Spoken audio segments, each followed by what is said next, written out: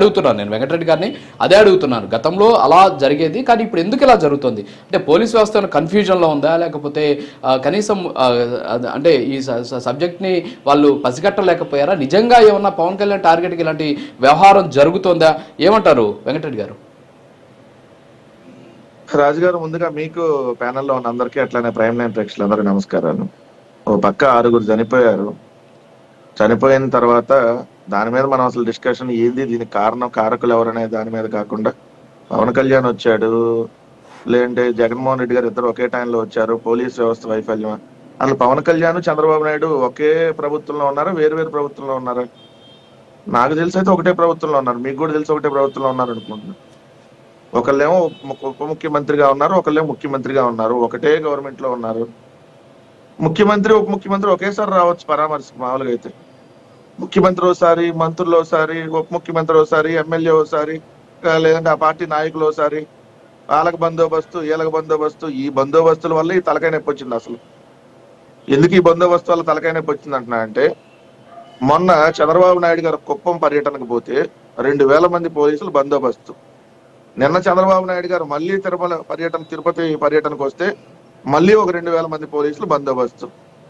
కానీ ఏదైతే వేలాది మంది భక్తులు వైకుంఠ ద్వార దర్శనం కోసం, వైకుంఠ ఏకాదశి ఆ 10 రోజులు ఏదైతే టికెట్ల కోసం అని చెప్పి దాంట్లో 3 రోజులు టికెట్లు ఇస్తాము, 1,20,000 టికెట్లు ఇచ్చేస్తామని చెప్పేటటువంటి ఒక టీటీడీ తప్పిదం వల్ల దానిలో క్యూ లైన్ లోకి భక్తులందరినీ వదిలేసినప్పుడు అక్కడ ఉన్నటువంటి పోలీసులు అయితే ఒక్కొక్క క్యూ లైన్ దగ్గర చూస్తే 3-4, కొన్ని క్యూ లైన్ దగ్గర అయితే 7-8 మంది పోలీసులు, ఒక చోటేమో 2000 మంది బందోబస్తు. ఇదే గేమ్ చేంజర్ అనేటటువంటి ఒక సినిమా ఫంక్షన్ జరిగింది సార్ మొన్న. స్వయంగా ఆంధ్రప్రదేశ్ రాష్ట్ర మంత్రి వెళ్ళి పర్యవేక్షించాడు. ఈ భారతదేశ చరిత్రలో ఎప్పుడు జరగదు. ఓ సినిమా ఫంక్షన్ కి దానికి అసలు ఆంధ్రప్రదేశ్ రాష్ట్ర ప్రభుత్వానికి ఏం సంబంధం? ఏదైతే జనసేనకు సంబంధించినటువంటి ఒక మంత్రి వెళ్ళి 2-3 రోజులు వెళ్ళి అక్కడే పర్యవేక్షించి వచ్చాడు. మీకు ఫోటోలు అన్ని వచ్చినాయి చూడండి. ఇది గేమ్ చేంజర్ కి 1000 మంది బందోబస్తు, మంత్రి వెళ్ళి పర్యవేక్షిస్తాడు. వైకుంఠ ఏకాదశికి సంబంధించినటువంటి ఆ పర్యవేక్షణ చూడాల్సినటువంటి దేవాదాయ శాఖ మంత్రి అసలు ఉన్నాడో లేదో తెలియదు రాష్ట్రంలో. నాకు తెలిసి ఎప్పుడు కనపడ్డా దేని మీద మాట్లాడలా. దానికి సంబంధించి కనీసం ఆ జిల్లాకు సంబంధించినటువంటి మంత్రి అన్న వెళ్ళాడా అంటే అది లేదు. ఇప్పుడు నిన్న ఇన్సిడెంట్ జరిగిన తర్వాత చంద్రబాబు నాయుడు గారు ముఖ్యమంత్రి హోదాలో ఒకసారి వెళ్తాడు, పోలీసులు అంతా మళ్ళీ అక్కడికి రావాలి. పవన్ కళ్యాణ్ ఉప ముఖ్యమంత్రి హోదాలో పోతాడు, పోలీసులు అంతా అక్కడ రావాలి. హోంమంత్రి గారు, మిగిలిన మంత్రులు అందరూ వెళ్తారు, పోలీసులు అందరూ అక్కడే ఉండాలి. అరే ఇన్సిడెంట్ ఏంది? అక్కడ ఆల్రెడీ మిగిలిన సంబంధించిన క్యూ లైన్లు నడుస్తా ఉన్నాయి, దానికి సంబంధించిన భద్రత ఏంది? అన్ని గాలి కొదిలేసి ఎవరి వ్యక్తిగత హడావిడి కోసం జరిగినటువంటిది కాకపోతే ఏం సార్ నేను అడుగుతున్నా.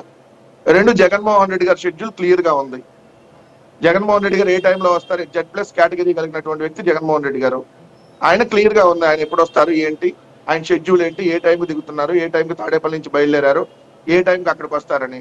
ఆయన్ని తిరుచానూరు దగ్గర అరగంట ఆపి ఆయన రోడ్డు మీద నడుచుకునేటట్టుగా తీసుకెళ్లి ఏదో ఒక Z+ కేటగిరీ ఉన్నటువంటి వ్యక్తి, మీకు నచ్చినా నచ్చకపోయినా దానికి సెక్యూరిటీ ఇవ్వాల్సినటువంటి బాధ్యత ఎస్పీ స్థాయి నుంచి అందరికీ ఉంటది కదా. ఆయన భద్రతను వదిలేశారు పూర్తిగా. సో మీరు అన్న పోలీస్ వైఫల్యం, ప్రభుత్వం వైఫల్యం సార్, నాట్ పోలీసులు. ఒకళ్ళ మీద మీరు బాధ్యతలు చేయడానికి లేదు. ఎందుకు మీరు బాధ్యతలు చేయడానికి లేదు ఒకళ్ళ మీద అంటున్నా అంటే, ఈ టీటీడీకి సంబంధించినటువంటి ఈ టికెట్లు అనేది నిన్న ఏదైతే తొక్కిసలాట జరిగినటువంటి బైరాగిపట్టెలోని రామానాయుడు స్కూల్ ఉందో, ఈ రామానాయుడు స్కూల్లో పెట్టడమే తప్పని చెప్పి ఈ రోజు రాశారు. మొత్తం చంద్రబాబు నాయుడు గారు కూడా అన్నారంట. మరి ఇది అంతకుముందు 2022లో కూడా ఇక్కడ టికెట్లు ఇచ్చారు. 2023 డిసెంబర్లో జరిగినటువంటి వైకుంఠ ఏకాదశి కూడా ఇక్కడ టికెట్లు ఇచ్చారు. 2025 సంవత్సరంలో ఇప్పుడు జరుగుతున్నటువంటి వైకుంఠ ఏకాదశి కూడా ఇప్పుడు అక్కడే టికెట్లు ఇచ్చారు. మరి అప్పుడు జరిగినటువంటి తొక్కిసలాట ఇప్పుడు ఎందుకు జరిగింది? ఎందుకంటే మీకు నిన్న ఇవాళ ఆంధ్రజ్యోతి మెయిన్ లో వచ్చింది చూసుకోండి. చైర్మన్ కి, ఈఓకి డైరెక్ట్ గా చంద్రబాబు నాయుడు గారి సమక్షంలోనే వాగ్వాదం జరిగిందని. నాకు తెలియకుండా నువ్వు డెసిషన్ తీసుకుంటున్నావు, నీకు తెలియకుండా నువ్వు మాకేమో చెప్పట్లేదని చెప్పి ఈఓ శ్యామలరావు డైరెక్ట్ గా చైర్మన్ మీద మండిపడ్డాడు అని. అంటే ఇక్కడ సమన్వయ లోపం, అధికారులందరినీ మార్చేయటం, అనుభవం లేనటువంటి ఎవరెవరో తీసుకొని వచ్చి ఇక్కడ వేయటం. ఎందుకంటే ఇక్కడ టీటీడీలో మొత్తం ఈ టికెట్ల అంశం వీటన్నిటిని పర్యవేక్షించేటటువంటి బాధ్యత టీటీడీ విజిలెన్స్ కు ఉంటుంది. అదేవిధంగా TTD IT department, TTD engineering department, TTD HR department and police వ్యవస్థ. ఈ 5గురిలో హెడ్ ఆఫ్ ద డిపార్ట్మెంట్లకు ఉన్న వాళ్ళందరినీ ట్రాన్స్ఫర్ చేసేయటం, కొత్త వాళ్ళందరినీ తీసుకుని వచ్చి ఎడేయటం, ఒక్కడికి అసలు దీనికి సంబంధించినటువంటి అవగాహన లేకపోవటం. పోలీస్ వ్యవస్థ అంతా మొన్న 3 రోజులు చంద్రబాబు నాయుడు గారి పర్యటనకు అక్కడ వెళ్తాం. తర్వాత అక్కడ విశాఖపట్నంలో మోడీ గారి సభ జరుగుతుంటే మొత్తం 5,000 మంది కానిస్టేబుల్ ఉన్నారు సార్ అక్కడ. 5,000 మంది కానిస్టేబుల్, 32 మంది ఐపీఎస్లు, 18 మంది అడిషనల్ ఎస్పీలు, 60 మంది డిఎస్పీలు, 180 మంది సిఏలు, 400 మంది ఎస్ఐలు, 5,000 మంది కానిస్టేబుల్. ఈ రాష్ట్రంలో ఉన్న పోలీసులు ఎంతమంది? మొత్తం తీసుకెళ్లి ఆడేసి మొత్తం తీసుకెళ్లి చంద్రబాబు నాయుడు గారి పర్యటన ఎత్తే ఇక్కడ క్యూ లైన్ లో భక్తులకి సెక్యూరిటీ ఇచ్చేటటువంటి ఎవరు చూస్తారు? మళ్ళీ నిన్న ముఖ్యమంత్రి గారు వస్తే ఆయన సెక్యూరిటీ, ఉప ముఖ్యమంత్రి గారు వస్తే ఆయన సెక్యూరిటీ ఇవ్వాలి, మళ్ళీ జగన్ గారు వస్తే ఆయన ఖర్చులు ఇవ్వాలి, ఇంకో మంత్రి వస్తే ఆయన కల్పించాలి, అందరు కల్పించాల్సిందే కదా. సో ఇక్కడ ఒక ప్లానింగ్ గా, ఒక ఆర్గనైజ్డ్ గా మనం ఇంతమంది భక్తులు వస్తారు, ఏం చేయాలో తెలియక రాజకీయాలు చేయాలని ఆలోచిస్తే ఇంతే ఉంటుంది సార్. ప్రభుత్వంగా తను పని చేయాలి, రాజకీయ పార్టీ రాజకీయం చేయాలి. కానీ ప్రభుత్వం రాజకీయం చేయటం, ఎస్పీ స్థాయి నుంచి రాజకీయం, కలెక్టర్ స్థాయి నుంచి రాజకీయం, ఆ ఈఓ స్థాయి నుంచి రాజకీయం, ఏదైతే జేఈఓ స్థాయి నుంచి రాజకీయం. ప్రతి ఒక్కరు రాజకీయం కావాలి ఇక్కడ. చంద్రబాబు నాయుడు గారికి నచ్చింది అదే కదా. చంద్రబాబు నాయుడు గారికి మెప్పు కావాలంటే ఏం చేయాలి? ఈఓ రాజకీయం మాట్లాడాలి. అమ్మో తిరుపతి లడ్డులో జంతువులు కొవ్వు కలిపేశావు, అదే మేము స్వామివారికి పెట్టాము, ఎట్ట పెడతావు నువ్వు? చైర్మన్ ఏమో ముందే చెబుతాడు, దీంట్లో ఇక్కడ పెద్ద గొడవ జరిగిద్దని నాకు తెలుసని. ముందు తీసుకెళ్లి చైర్మన్ బొక్కలేయాలి కదా. నీ గొడవ జరిగిద్దని తెలిస్తే, నువ్వు గొడవ జరిగిద్దని తెలిసినాక నువ్వేం చర్యలు తీసుకున్నప్పుడు తప్పు నీది కదా. సో నిన్న పవన్ కళ్యాణ్ గారు వచ్చి వాళ్ళందరూ తప్పు చేశారండి అధికారులు, నన్ను క్షమించమని కోరాడు. బా చాలా గ్రేట్ సార్ మీరు. అయిపోయిందా? 6 చచ్చిపోతే క్షమాపణ కొడితే పాప పరిహారం అయిపోయిందా? సనాతన మొత్తం అక్కడ చచ్చిపోయినాక క్షమాపణ కొడితే మొత్తం మాఫీ అయిపోద్దా? చైర్మన్ ఎప్పుడు తీసేస్తున్నారు? ఎప్పుడు కేసు పెడుతున్నారు? జేఈఓ మీద ఎప్పుడు పెడుతున్నారు కేసు? ఈఓ మీద ఎప్పుడు పెడుతున్నారు?